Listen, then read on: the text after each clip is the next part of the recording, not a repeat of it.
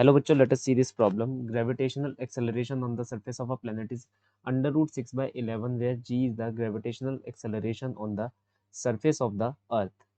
The average mass density of the planet is 2 by 3 times of that of the earth. If the escape speed on the surface of the earth is taken to be 11, then find the escape speed on the surface of the planet in kilometer per second.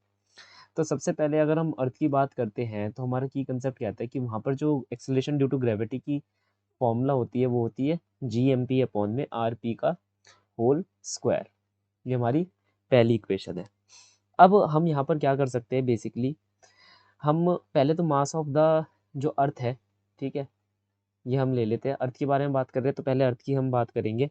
ये एक काम करते हैं, अर्थ की भी क्या बात करनी, प्लेनेट की बात कर लेते हैं. कोई भी एक जनरल प्लेनेट है, अर्थ है, मार्स है, कुछ भी है, उसके लिए हम ये जी की वैल्यू डिफाइन कर लेते हैं. तो फॉर्मूला तो यही रहने वाला है, बस वो प्लेनेट का मास और रेडियस हमें लिखनी होगी.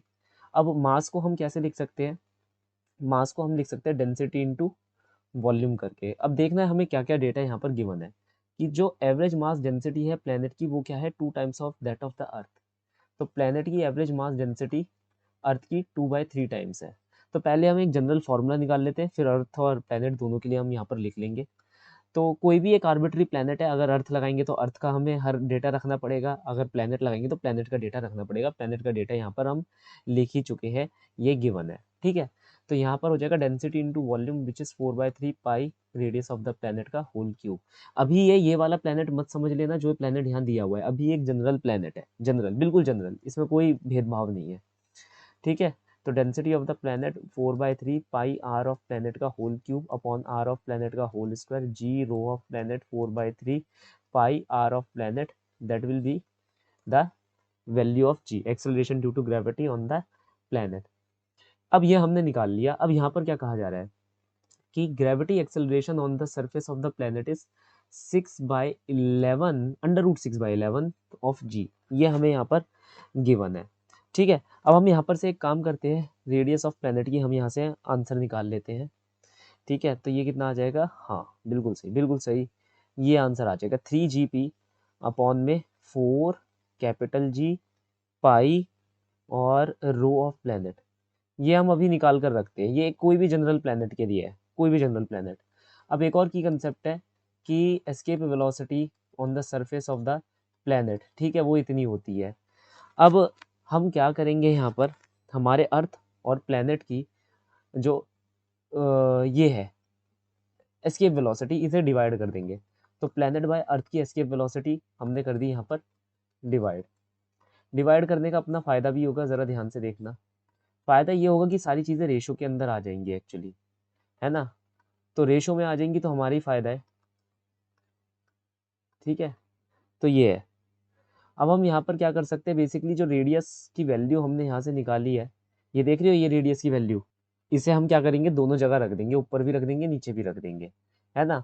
या फिर एक काम करते हैं कि पहले ना वीपी की value in the terms of इसमें निकाल लेते हैं, तो वरना लेबोरियस वर्क हो जाएगा. तो इसे हटा देते हैं एक बार के लिए, थोड़ा सा टाइम लेंगे लेकिन आराम आराम से सही तरीके से क्वेश्चन करेंगे. तो ये हो जाएगा 2 times of g into mass of the planet, तो mass of the planet upon में आरपी. अब यहाँ मैं एक काम करने वाला हूँ, मैं आरपी से डिवाइड करूँगा और आरपी से मल्टीप्लाई करूँगा. पूछो क्यों, इसका फ़ायदा मिलेगा. ध्यान से देखो ये वाला एक्सप्रेशन.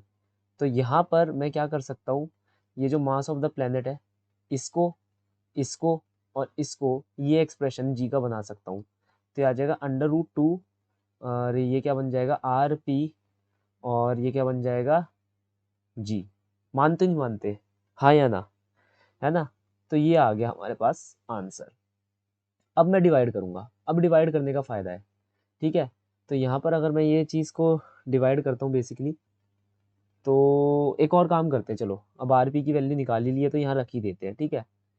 आरपी की वैल्यू निकाल ही लिया तो रख ही देते हैं, देखते हैं क्या होगा, बेनिफिशियल तो होगा ही होगा.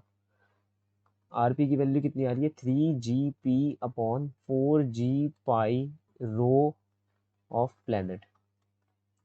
तो ये हमारे पास कितना निकल कर आएगा, 3 GP स्क्वायर, हाँ देख रहे हो, 3 GP square upon 2 pi G rho of planet. हाँ ये देख लो कितना बढ़िया एक्सप्रेशन निकल कर आ रहा है.